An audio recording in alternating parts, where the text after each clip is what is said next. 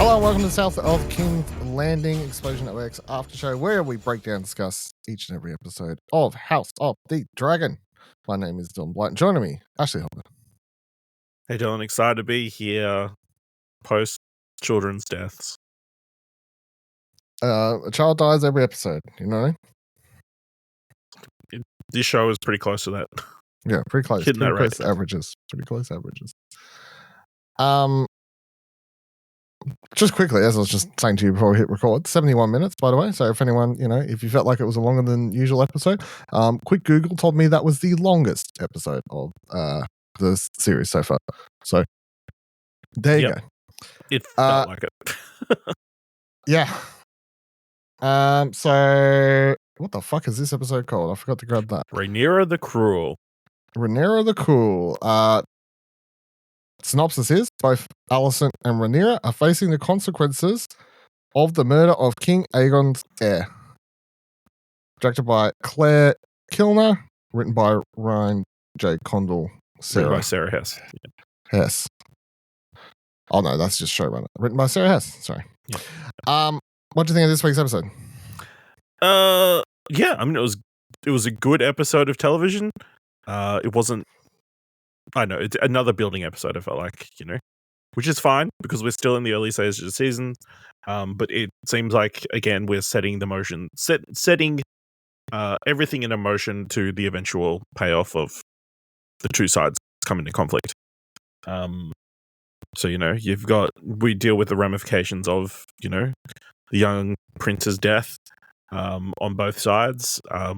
We kind of, we theorize that Daemon would not be looked upon very well for his actions from last week. And, kind of the smugness of him around the table was something amusing to watch. But yeah, then all the shit happening on Team Green. And then we end with the two brothers killing each other, which probably works out well for us because then we don't have to keep trying to remember which is which. Yeah. I mean, even I was like, oh yeah, there was a stage where I kind of forgot until they were like when old mate walked in to have a yelling conversation with him. I was like, oh yeah, that's right, that's two. Yeah, I figured. But old mate decided to pick on one person because he fucked up or was fucking. Would it really? Yeah. Yeah. What do you think? Yeah, I liked it. I thought it was good. Obviously, I think following the premiere, which ended with built, like the premiere was following on from the finale of last season, so it was already sort of going at a fast pace, and then this sort of at least slows it down a little bit till the end, I guess. Yeah. So that was, you sort of come out of the gate at a million miles an hour, leading to the death, and then I like the way everything played out this episode, I think. There's a problem with I always forget how hard it is to talk about these Game of Thrones South of King's Landing television series shows. Let's start. Let's just break down everything talk about everything that happens over in Queen Rhaenyra's side first, because I feel like that had the least this episode. Yeah, definitely had the least this episode. We get to see Daemon and Rhaenyra discuss after the awkward conversation at the council meeting there, where it's very obvious that Rhaenys is aware that Daemon probably caused it, and then just some solid looks in this around this table. Yeah, a little side eyes. Yep. Subtle and not so subtle side eyes at all points. Yep. I think the scene with Daemon and Rhaenyra in their bedroom or whatever was fantastic, like from a performance aspect. Matt Smith and Emma Darcy both doing fantastic work. Yep. I think, especially now that we're into the second season, I know there was 7 seasons of Game of Thrones or whatever, but I already just feel like the overall, this could go downhill, but like when I'm watching that and just in general for this episode, I just feel like the acting and dialogue for this season, this show is better than Game of Thrones so far. Whether or not the story is as exciting and whatever else, we'll see over time it unfolds or what have you. But I just feel like, especially like the scene with them two talking, it just felt less, I don't know, fantasy exposition and more just a actual conversation that would take place it in was this also world, if that makes sense. fantasy exposition, kind of. Yeah, but they were talking, you know what I They're mean? talking Like, about being kings and the heirs and stuff. All that yeah, kind but of stuff, I don't know.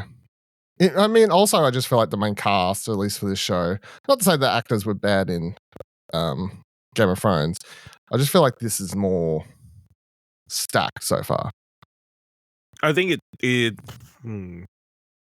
got a stronger opening, I guess, than Game of Thrones, which definitely had a build over time. Because when you think of Game of Thrones, right, back to season 1 or even season 2, if you want to do apples for apples, it was like, who was getting the Emmy nods? Peter Dinklage. Peter Dinklage. Sean Bean. Outside of that, who would people have said was fantastic? Lannister lady, whatever her name is. I can't remember the actress's name. But her? What? Yeah, I can't. Off the top of my head. Cersei. Cersei, yeah. I can't remember the actress's name. But Cersei, right? I guess that would be else. But I don't feel like there was any like I don't feel like I would be looking at the act. I don't recall looking at the overall performance. Here's how I'll put it, and this isn't meant to be mean. Where's the actor's name? Hold on, I've got IMDb here somewhere. Hold on. Tom Glyn Carney, who plays the king currently, King Aegon II. Mm-hmm. His performance is fine, but his performance is what I'm used to in normal Game of Thrones, if that makes sense, from the majority of characters. I feel like I'm getting more nuance in spades between a lot of other characters than I would have on average in Game of Thrones. Okay. I don't know if that's a hot take. Maybe it is. I think it is.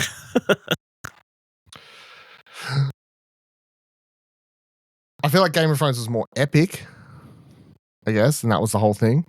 I don't know. This show just feels more mature. Maybe it's less nudity and dicks and sex scenes, but well, yeah. Just had quickly. Peter Dinklage was nominated all 8 seasons. Diana Rigg was nominated for Guest Actress season 3, and Emilia Clarke supporting actress season 3.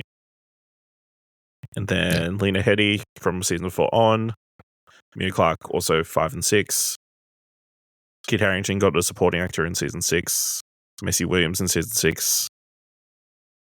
Yeah. It was towards the end where more of the actors got more nominations. Especially the kids that grew up, I guess. The kids who grew up, yeah. But at the start, Yeah. I forgot where I was going there. So their scene was really good. And then obviously you get, I don't know, a couple of scenes like with Jace and Baylor or whatever before she flies off. But then I guess the other big thing is you got the White Worm and the scene with Rhaenyra. She releases her and then she obviously chooses to come back and alert that there's a double twin sleuthing around. You know, we don't see that, but that's the presumption, right? Yeah. Because he runs into the room like well aware he's expecting to find someone there. Yeah, so I think, and I assume that'll also mean that, I don't know, maybe not, but maybe she doesn't leave anymore because of that. Rhaenyra like offers her some place with that was the impression that I got from basic storytelling. Basic storytelling says that she'll now be offered some form on her council or something like that, right? Yeah. For helping save her life. Yeah, she's got information that would be helpful. Yeah. And, I'm sure Masera would prefer to stay in a castle than the streets of wherever she was heading. Yeah. So I think that's what basic storytelling says about that. Mm-hmm. We don't see where Daemon goes at all this episode once he fucks off on his dragon and his goth scene. They say that he goes somewhere, but I can't remember. What it They was. do the most like angry face, dives off Greg, and fucking Mrs. is angry at me again because I fucking got a kid's head chopped off. Oh, how rude. No, it's not my fault they listened to me wrong. Yeah. And again, again, so like Daemon flies to Harrenhal. Okay, fair enough. I think again, like talked about how the book difference from last week with how it all plays out. I think this, I still prefer this much more ambiguous. Like, I don't think he gives a shit that the kid died, obviously. No, absolutely. But I think having him be less, just kill the first kid you find. Smirk. Yeah. Yeah. He was happy for anything. He doesn't care. I mean, that's the thing. Like Daemon's like, I'm on Rhaenyra, like I'm on Team Rhaenyra, but Daemon's a bad on guy, that side, right? officially. Like he's a bad influence. No, he's a lot of bad influence. He's a bad guy. Like, sometimes you know what I mean? Like, bad guys on your side, you know. Yeah, unfortunately, he's on our team, but he's a bad guy. I don't think anything else really happens there, of course, until the end of the episode where we get the. I do love the Corlys Rhaenys pillow talk. Yeah, well, I was going to say, so we get the flick over to them and the pillow talk and stuff, but I was going to say also we get that other scene of, by the way, that dude, the boat dude, who we mentioned last week, I was like, oh, I bet you that dude becomes a character. Found out after we recorded, that's old mate Bayek from Assassin's Creed Origins, also the dude that opened that game studio and just released that Tales of Kenzera game. Crazy. That's him. Yeah. Wild. So there you go. Old mate opens a video game studio, just released a video game. Now he's making video games and he's in the world of Game of Thrones. Yeah. Good for him, you know what I mean? Yeah. Yeah. So that I saw someone point that out on Twitter or whatever. They were like, "That's so and so," and I was like, "What's that mean to me?" They're like, and I like opened it up to the comments. Put it in a context. Put it in the context. I'm like, I don't understand. They're like, oh, that's the dude who just released it. I was like, okay, cool. So, and then obviously we get a scene with him and his brother talking. Yep. He wants them on the ship. I took the scene where his brother is like smoking out for crabs or whatever, like digging for crabs. The dragon flying off is just Rhaenys, right? Is that what that is? Could be. I mean, that would make the most sense because, you assume Corlys is around that area. Well, Corlys is there. Corlys hasn't come to wherever the dragon castle or whatever. Like Rhaenys has flown to see him over there. Yeah. So that's how I took that. But half my brain was like, am I supposed to be like reading more into this? Is it Daemon or is that Daemon? Yeah, like what's one of the girls? What's going on here? But maybe not. Because they never come back to it. So, and then the only other scene just before we flick over to obviously the world of King's Landing and what's happening there, which most episode featured. The only other scene we flicked away to, which is technically still there, I guess, somewhere, but we got that old mate who come before the king last episode and was like, hey, the Smiths dude. So we cut to a scene with him, and I don't think, obviously this dude's now going to have a bigger story, because I don't think you cut away for that long to a character just to be like, look how bad the normal people have it. Like, guess what? It's shit for the normal people. Who would have guessed? Yeah, because we know that, right? Like, I don't think you need to. We could already assume. Yeah, we don't need a cutaway for that. So he's got something else. What do we reckon? What's the story of him? He's going to make some sort of super weapon. Is he a secret Targaryen or something? He's got grey hair or white hair or something. Like, well, he'll make the first prince of the scorpion thing that they use to take out dragons in Game of Thrones or something. They've already used those in this. What are you talking about? No, but like super. They wind them up already, and then but like maybe faster. I don't know. No, we saw them in Game of Thrones. They still wind up at the same. In Game of Thrones, it's not like they discover them. They were like, these things that we haven't. These things that we haven't had to use for hundreds of years because dragons. Well, like he smiths a certain special metal substance. Like, wasn't this special arrowheads that they had? I can't remember. Don't know. He's definitely got something. He's going to be important in some way, like that. So, like, I don't think we cut away for that long for non-important characters. Yeah. Surely. Or else I'll be like, that was a fucking weird scene. Yeah. Like, sure. Like, I understand. You got problems. But I mean, it hints at it. The scene where his wife or whatever says, did the king say when? And he's just like, no, he didn't, motherfucker. He definitely ain't helping you now. Or maybe he's going to lead a revolt against the king, because he doesn't pay them. That'd be cool. Do that. All for that. Yeah. All right, so then King's Landing. Obviously, the episode starts. Also, I'm still not used to. Slightly, I feel like my brain, after however many 5-6 episodes it took last season for us to get out of the jumping head like several years every episode, it's still sort of weird to be 2 episodes in. It's just like, everything. Like, yep, this just follows straight up. Yep. And I know we had like 2-3 episodes of that towards the end of the first season, but obviously the majority of the show was jumping head consistently. Yeah. So. All right, so then so the episode starts. Obviously, you see Aegon freaking the fuck out. Like and the thing is, I don't think he actually gives 2 shits about his kid. I think he's it's like a. Well, I think it's pointed out he doesn't like to be made to look weak. Yeah, that part. That's the thing. I think Yeah. I think there's a little bit of him that's like he killed my maybe son, a little but bit. Also, but I don't think he really cares. Not everybody is a heartless monster in the show. I mean, nearly everybody is a heartless monster. He wanted his kid there at the last step. At the last council meeting, remember? He loved his son. Yeah, just to fuck with the people there, I think is. But now he can't do that. Yeah, he hasn't got a toy to play around with. Oh, he has to use his daughter. Ugh, yuck, women. Ugh, I can't bring a girl to the another son. I don't know. Just make another one, dude. You look like you're fucking 12 anyway. No, currently 2 kids. So there you go. Just bang your sister again. Only in this show could you say that, and that could be a viable sentence. So then it starts, and Otto's like, we should, and I mean, he's right. Like everything, this is one of those things where everything Otto says is actually 100% correct. He's like, we should definitely like try to, gather sympathy from the people. That'll help us. Let's go through and I mean, even if he's correct, it is like in a heartless sort of way. He's like, we should get it's very logical and clinical. Yes, without any emotional attachment to anything. We need to manipulate this to make us look the best possible.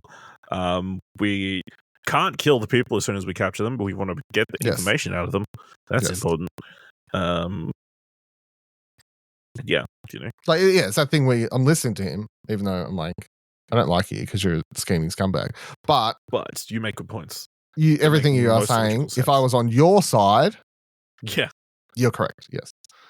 If I was hashtag Team Green, then yes, totally.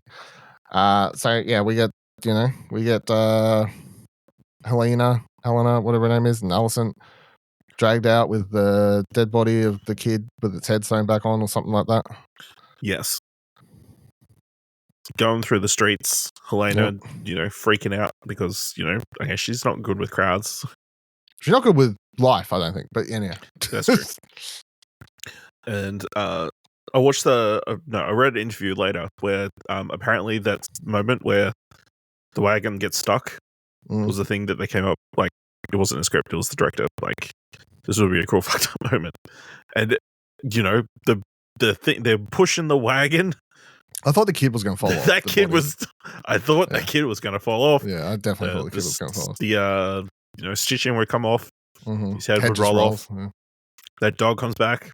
Yeah, just they'll fucking teach him. But no, yeah. So I mean, that was a good scene. Obviously, sort of. It's it was sad good. It got the people of King's Landing to sympathise with them. Yep. Feel sorry for them. Yep. Showcasing how big the city is. I guess. Yeah. And then later in the episode, Aegon goes and fucks it all up. But we'll get to that. We'll get to that. Because in between this and that, they capture. I don't know, the guard, whatever. But it's cheese and something that I've keep seeing people bring up. I think it's blood and cheese. So I'm assuming this is blood. Blood, yeah. The King's Guard dude who caved immediately. Yeah, he I mean, look, to be honest, unfolds bags, he's a bunch of pliers, knives, stuff like that. He's like, my social security number is what? Like, I hid the treasure here, here, Yeah. here. And yeah, Aegon comes in and bashes his brains in. Puts his brains in, which, yeah, fair enough. I can accept that. No, that's fair. Yeah, it's fair. Killed your kid, fair. And then after that, I think every decision he makes doesn't make any sense. But what does, like, it makes sense for a lunatic, but Well, it makes sense for an impulsive person, child, yeah. hell bent on revenge. You know, So he just got all this sympathy from all the townspeople. all the Great. people. This Yes. is going to help him. Word's going to spread. It's going to be awesome. They're going to get people on his side. It's going to be great for him. Then he goes and gets the information out of blood. And he says, "Hey, there's a rat catcher that's working." And no, I don't know his name. Sorry, we never use our names. But yeah, old mate Damon paid us half an hour, half hour. Cool. So then Aegon goes, well, that's going to be too hard to figure out which one's actually the one, and I can't be fucked interrogating anyone. Fucked torturing the information out of all these people. Because last time, information getting it out of someone was as easy as opening the thing. You could have just done that for the 10 people and then see. Yeah. And he's like, no, that's too hard. So let me just kill like 20 rat catchers. Just kill them all. Yeah. And let's not like dump their bodies in the middle of nowhere, and so they just assume they've gone missing. Let's hang them up so everybody else can see them and send an unnecessary message that if you fuck with the king, you end up dead. And if you're associated with anybody who may have fucked with the king, you end up dead. You're also dead. You're dead twice. I mean, he gets the right one. We see that. Like, he doesn't know it. But he does get... I mean, he assumes he's got the right one, but he has no idea which one's the right one. But. Yeah. Again, the poor dog at the end. Poor dog. Just sitting there. Now, my biggest question with this is, does this mean that King's Landing will now overflow with rats? Like, if no, because there's other rat catchers. These were just the rat catchers who worked in the castle. You know? Yeah, but are they going to bring in ones from the outside? Do they have the licenses? Do they have the right, equipment and, green cards to... I guess so. To work within King's Landing? Yeah, just to import people from other cities, Pay, and then what happens to if you bring them in, then what happens to the city? Now all the rat catching's happening in the castle, but no rat catching happening on the... No, like other cities, like from Storm's End or something. Yeah. Because I too, if I saw an ad that was like, hey, rat catchers want to... Hey, rat catchers want to... And then you look up, it's right next to a bunch of hanging rat catchers. Yeah. I'd be like, nah, I'm good. Yeah, I would definitely be like, I do need a job. Centrelink isn't working for me. Let me go... Actually, it's true. If all the pay in the city's bad and nobody's got any food, I never understand. I don't. Maybe I've never thought about it. But you know how, and this is a typical fantasy thing. You know how people flock to the cities, and like thousands of people live in the cities and be like, oh, we're in poverty, we're dying, and all this sort of stuff. Meanwhile, all this land. Yeah. And people having like a few farms around and stuff. I'm like, you lazy fucks, just... Farming's hard. I don't know. Go find work on a farm, right? I don't think farmers are doing that great financially either. So, well, they're eating. Yeah, but they're not drinking and going to brothels. So, what kind of life is it? Not a good one. That's right. Yeah.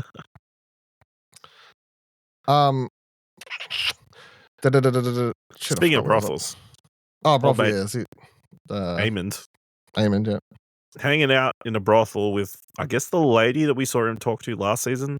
I assume so. I can't remember, but yeah. Last season, he was like, when he was looking for Aemond, there was that one brothel owner who was like, you've grown up to be a man. I did like a quick, rewatch this past week. Of what? The first season? No, like I've watched like reaction videos of the first whole first season? Yeah.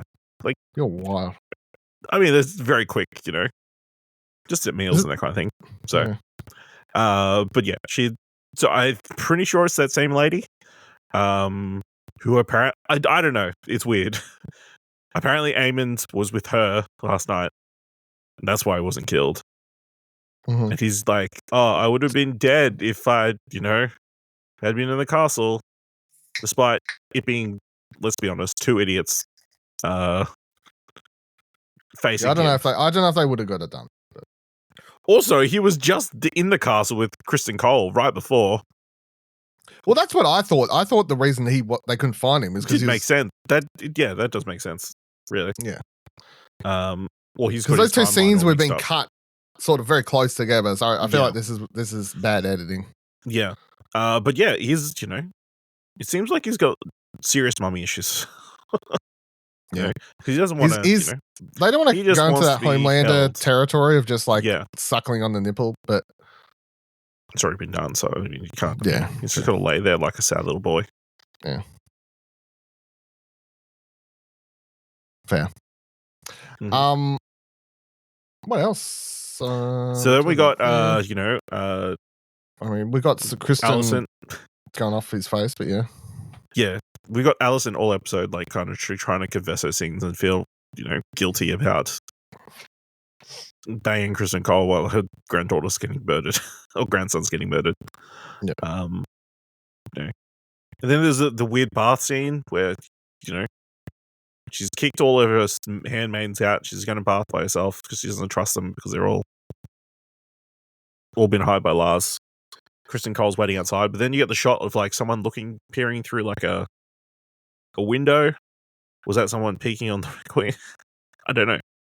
I missed Or that. was it just an artistic Maybe choice? I blinked and No, there's like a shot where it's like between like, the little, it's like a wall, but there's like a bunch of holes through it. Okay. Yeah. Maybe It could just be like an artistic thing, but okay. I mean, I did like some of the shots in this, like in particular, I really like the shot of Rhaenyra where it like changes the focus between her eyes. I thought that was cool. a lot of, that's why this episode was 107 minutes. There was a lot of that. Yeah, but man, like, you just gotta soak cool. it in sometimes, you know? Yeah, it's gonna cut really cool in a montage. Online later. People are like, this is why I watch stuff at 1.5% time speed. That's time for these cool, interesting things. Yeah. What? Oh, and then sorry. Yeah, I mean, there's two major kind of storylines. Yeah, so I was trying to, which was my brain froze. Otto Hightower. Yeah. Obviously comes in, spits the gooey, rightfully so, says you're a little shit. Aegon, you've hung up all these people. That's fucked. You've completely undone everything, all the good sympathy and stuff we've gained from the people in like the one flick of your finger. And what else is on? Oh, Kristen sent off one goon to attempt to kill Rhaenyra. Cool. That's good use of time. Awesome work. Anyway, you're a fuckhead, and then Aegon's like, yeah, well, I'm gonna take your little pin and fuck you, grandfather. You're a piece of shit. It's terrible. My son lost his head. Now I'm going to lose my hand. Yep. So, and then at the end of the episode, Otto's like, I'm going to go back to Hightower. Hightower. I'm going to see the other son there that we don't see, but he mentioned off screen. Yeah. Yeah. I mean, really? This was kind of a terrible misstep by Otto? Why would you go into that room with that attitude knowing Aegon's the way Aegon's in, I don't know. I guess he just didn't fear the prospect of. No, he didn't fear that. Yeah, that he would be, because old Clubfoot put the thought into his mind last week. So, Aegon's mind. But yeah, I guess Kristen Cole now hand to the king. Yeah. Ugh. Which I don't know. Does Clubfoot get pissed off because obviously he wants me hand to the king? Yeah, I think so. That was the whole point, wasn't it? So. Yeah, Kristen Cole, hand to the king. He's got many titles. Yeah, he's a two-faced little fuck, is what he is. That's the number one title I would give him. I'd give him little. I hate his face, is what I've come to discover. If I see this actor in other things, I think I'm going to see his face and just see if I'm just going to not want to watch it. Because his face... again, he brings up like a bunch of hypocrisy this episode again. That's the thing. He's one of the most hypocritical characters in the show. And I think he actually annoys me more than... Like, it's like Daemon does fucked up shit, but he just does it outwardly. I'm like, yeah, you're a fucked up dude. You're an evil Daemon motherfucker. does fucked up shit, but, it's in a fun way. So. Yeah. And then even Aemon does fucked up shit, but I'm like, you're just a straight up villain, right? These are both two, like, sort of... They're like both sides of the coin for each side. It's like Aemon and Daemon. They're the two, sort of just straight up, like, we're just badass villain sort of characters. And you got Kristen Cole over here being like, yeah, well, I'm the best, and I'm pure, and I've never done anything wrong, and and he's Yeah, just the a fucking little bitch queen, contradicting little fuck. Yeah, I think that's why he annoys me so much. Yeah. I actually think he is easily. I think last season it was Otto was my number one most annoying character, but easily Christian Cole is He's number one on the kill list, right? He is the He's number the person one. you want to die the most. Yeah, if he dies by the right person, I will enjoy quite a lot. That's all I'm going to say. Because he's just a little two-faced fuck. Like, he just consistently contradicts it. The fact he marched down into that room after having that, conversation with Alicent and, everything and whatever else, and it says, oh, I will never be able to be forgiven for my sins or whatever. I don't know. And then marches down and yells at old mate and says, yeah, well, what were you doing? You fucking, look at your robes, a little bit of dirt on them. What the fuck is that? Yeah, that's disgusting. You should, don't you understand how important we are and whatever else? It's just, purity. And your brother's a traitor. Yeah. So clearly you're a traitor. You're a fucking traitor, mate. You're a fucking traitor. You need to go on a suicide mission. Yeah. Because let's be honest, even if he did kill Rhaenyra, he ain't coming back. No. There's no way he's getting out of that castle. No. Every time he says the bitch queen too, I go, you're the fucking bitch queen. Fucking bitch queen. Yeah. Got so angry because she had sex, had a baby. Get off it. Get off it, mate. Born again Christian motherfucker. Get out of here. Jesus Christ. You make me mad. Yeah. Anyway, yeah, what was the other thing? Well, then we get the twins, fighting it out, I guess, Oh, yeah. Which I don't know we go into depth, but, brutal. There was definitely a moment where you lost track of which was which. Obviously, the only way you could tell was the dude with the leg wound was the good one. Yeah. And then, the good one wins. Think, there's a moment where you're like, if you weren't keeping close, they're going to believe it's. Is it going to be? Is he going to pretend to be? Yeah. And I thought that's what he was doing because he says, Your Grace or whatever first. Yeah. But then he just empowers himself. Karasuwa or what? No, Yeah. What's it called? Samurai. Harry. Harry. Yeah. Yeah. Well, he puts his sword for himself, right? Yeah, it's very sad. Apparently interesting because this is a moment that was brought up in Game of Thrones. No, that's what I was seppuku. Yeah, seppuku. That's what do you say? Harry, which I feel like is similar. I'm gonna Google that. Yeah. So I just read Sansa brought up a romanticized idea of this moment, where they imagined she imagines a massive duel to the death, taking hours, trying to save the queen from this invading invader. But in real life, it's just a brutal few minutes of swords and bloody. I mean, I like when Game of Thrones and stuff they have less epic fights and more just because the swords are heavy, right? And the armor's heavy, and yeah, you get tired quickly. Yeah, they swing one or two times. It's I'm fucking tired, I mean, you only need to look at MMA. There's not these long drawn out fights. No. If you just happen to get an opening, it can be over in 90 seconds. Yeah. So why would it be any different just with swords and armor? No, yeah. And I appreciate that sometimes when you see the faster paced fights when everyone whips off their armor and they've got the lighter broadswords or what. I appreciate, but when these knight dudes are carrying around these massive swords they carry and they got the big armor on, it makes more sense that it's this heavy, brutal sort of couple swings and I'm ready for rest. I'm ready for bed. To clarify, because you was confusing me, so I was thinking of seppuku was the word I was trying to say, which is the taking of one's life honorably. Harry, what did you say? Harry Carey, which I was like, what the hell are you talking? The word I'm thinking of starts best. Is the dishonorable way of disemboweling yourself. Similar. So that's that's the opposite. So I was thinking of seppuku, the honorable death, where they just themselves.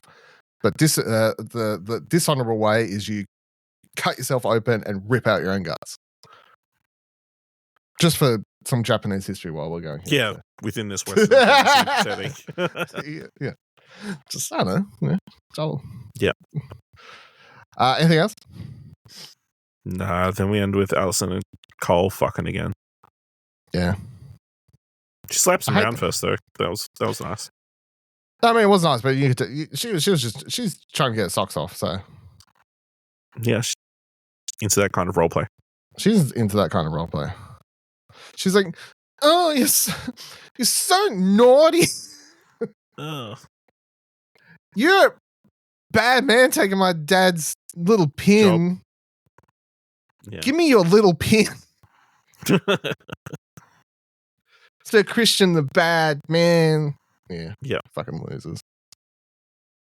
All right. Anyway, thanks for listening. Thanks for joining us in this episode of South of King's Landing. Of course, we'll be back next week for however long that episode goes for to discuss that, break down everything that happens. Exciting. We'll see what happens. Who will win? Who will lose?